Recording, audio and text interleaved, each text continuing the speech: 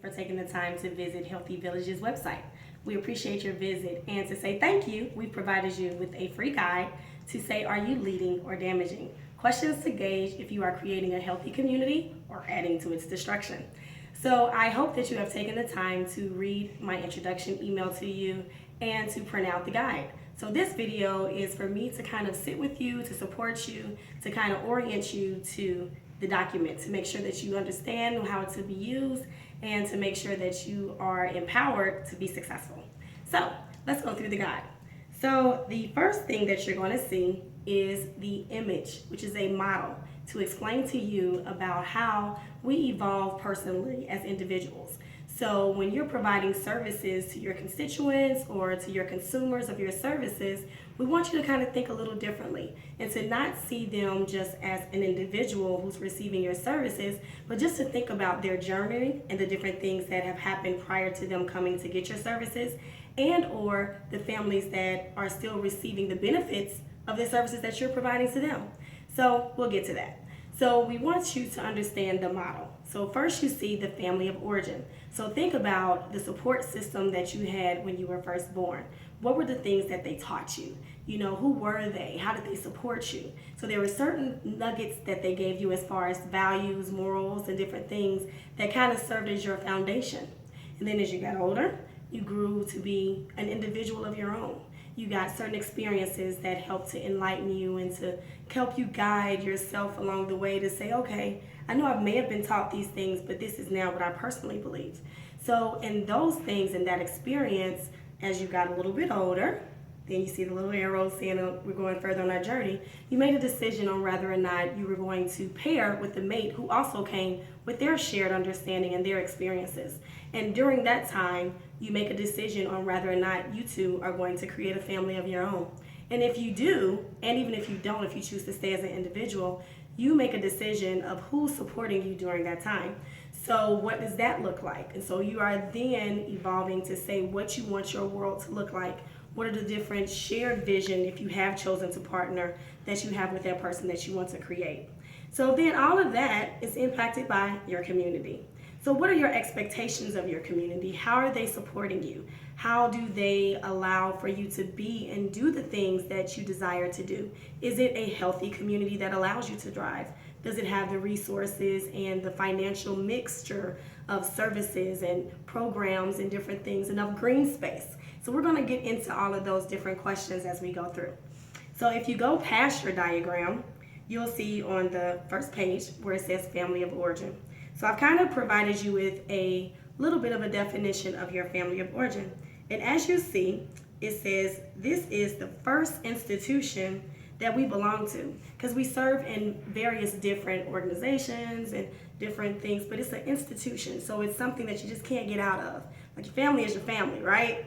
And so during that time, this group of individuals must often comes to us biologically. However, we know that that's not always the case. So think about if you were a part of an adopted family, or if you were receiving services from the government agencies that supported you along that journey. So just think about infancy, toddlerhood, and literally as you were being shaped and molded through your teenage years, who was that collective group that supported you?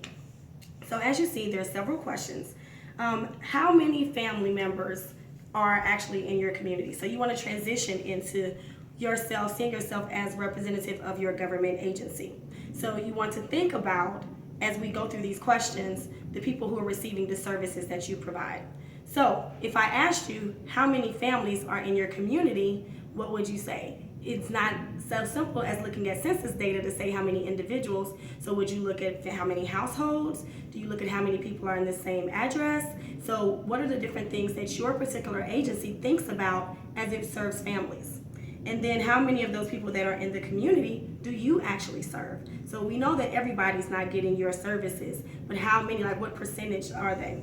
And then how do you recognize extended family and friends? As we know, some of the people that are in our natural support system are not coming to us by blood. They're kind of chosen, so rather it's those that are from our church or from our community, the elderly lady who's always giving me dinner when my mom was out of town at the end of the corner, who always has a kind word to say, who may be able to provide some kind of support for the consumers that you serve. So what do you think about extended family? What does it look like?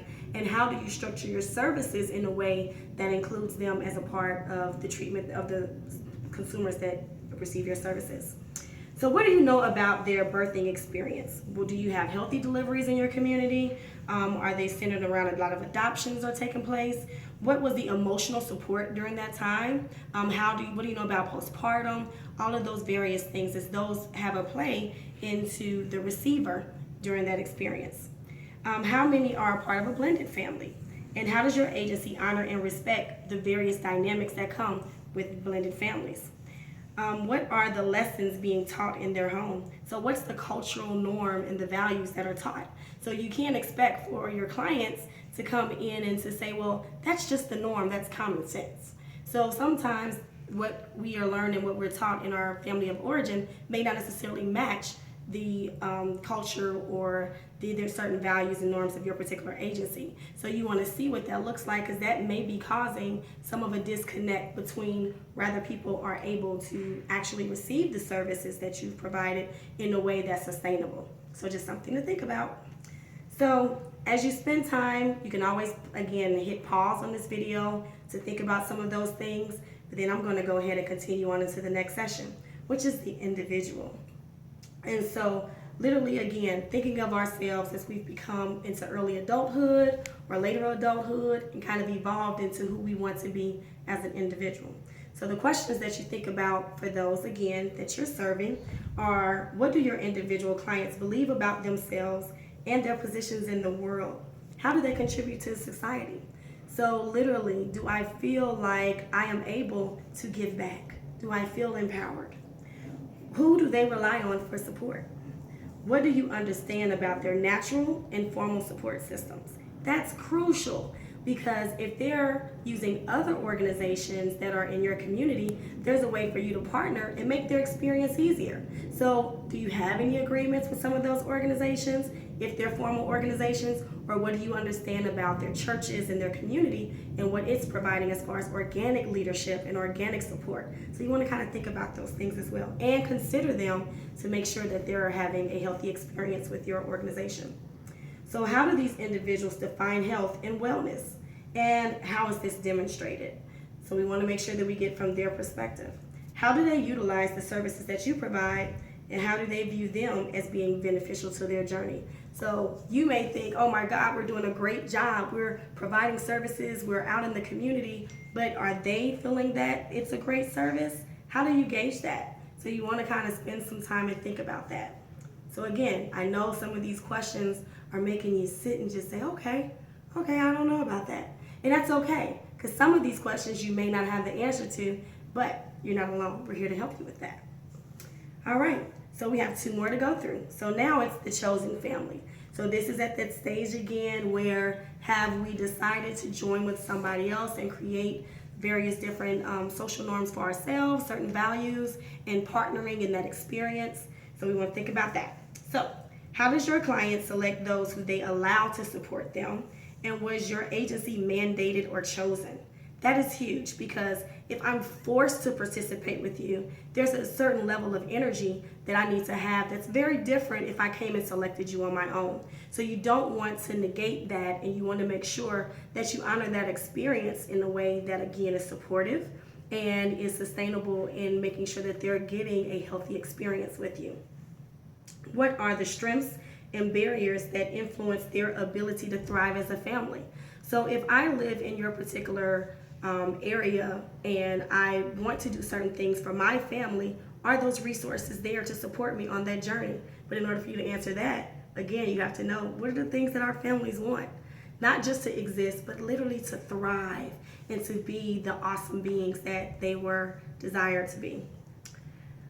What other agencies are used by your clients and or those within your chosen family? Within their chosen family, excuse me. Do you have a formal relationship with them as well? So we talked about that a few seconds ago and the benefits of having those relationships. What resources does your client and their chosen family need to access your services, and are they easily accessible?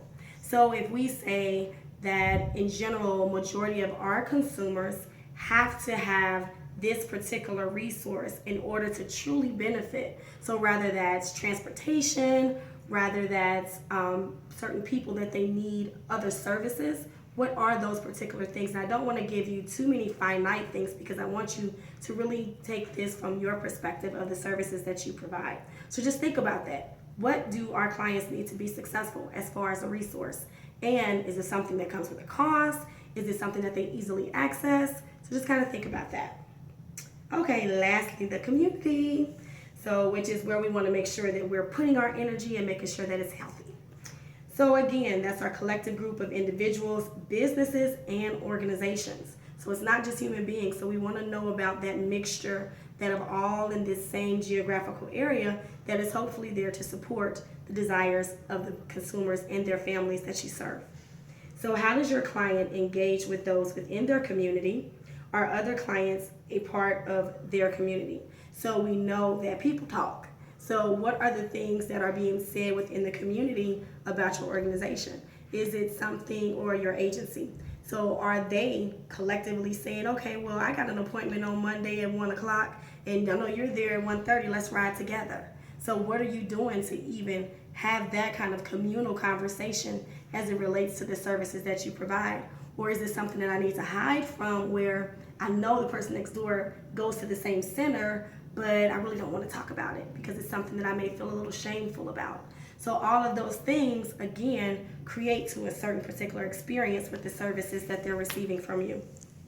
How does your client feel their community is able to meet their needs? And remember, as we said a little bit earlier, the mixture of businesses, schools, green space, and organizations influence their perception. So if I feel like I can walk out my door and I can go for a jog, I have access to healthy fruits and vegetables, and I can be this healthy person that I desire to be. All of that is kind of determined in where are the grocery stores? Do I have sidewalks? Is the air safe for me to breathe? Do I have quality education for my children? All of those things have an influence and an impact on how I perceive the services that I'm getting. Because if I'm not healthy and well by the way that I desire to be, then who do I depend on?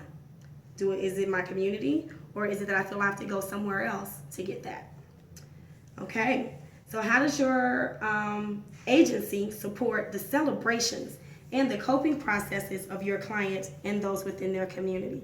That's huge. So when things are going great, and even if it could be something as simple as, we got straight A's is very huge, but we have had progress within a particular school. We may not have gotten the optimal, but we're seeing progress. How does the community celebrate? Not just that particular school, but we know that the children within that community are all coming from particular neighborhoods. So are we having a block party? Are we sending out letters to say, great job, thanks for supporting these children on being able to do better? So what does that look like? How do you celebrate? And then also we know that our communities have to at times face devastation. So how do we participate in their coping? Do we have people that literally go out in our triage to talk about trauma? What is that experience? Do we have different things that are ceremonies or rituals to allow for them to cope in a way that they desire to cope? Now that is something that's huge too. What do you know about that? Something to think about. And then lastly, does your client's values and cultural norms mirror those of their community and your agency? We talked about that early on as we tried to think about all of these various things and the individuals that have gone through their personal evolution and arrived at your doorstep. So they're there with a need, wanting your services, wanting something that you have to offer. So how do you incorporate all of those things that have made them into who they are, and now they're ready to do better, and or they're being forced, we talked about the mandates, to participate in the programs that you provide. So whichever that case may be, how do you take the time to really think about their cultural norms and their experience, and how it either is there's a synergy and a partnership, or if there's a conflict, which may be okay, but still honoring it and not acting as if you have to continue to ignore it and then you act like, oh, we don't know where the conflict's coming from. So what do you do in those instances? So now you've had that guide, and there's now a space for you that's called Major Takeaways and Aha Moments. I'm sure that going through these questions, there are certain things that kind of resonated to the top. So those are things that you do exceptionally well. And then there's those things where it's like, we really didn't know how to answer that. So whatever those things are, we want you to take some time and to write those in those spaces and that have been provided for you. And then after that, I want you to give us a call. So each of you have been given the opportunity to get 30 minutes of a complimentary call for us to literally see how we can help you to answer those questions and to ensure that your strategic planning and your program enhancements, your community development operations are done in a way that factors in those things and not only does it in a way that is sustainable, but that's healthy and provides a great experience not only for those who are receiving your services, but also for your staff and your team. Have you thought about that? Sometimes some of our team members are going through some of the various things that the clients that we serve are going through, but we don't consider them. Did you think about that? So we want you to do that. So give us a call, and all that information is provided for you at www.creatinghealthyvillages.com. Again, I'm Dr. AMS, founder of Healthy Villages, and I look forward to talking to you soon. Take care.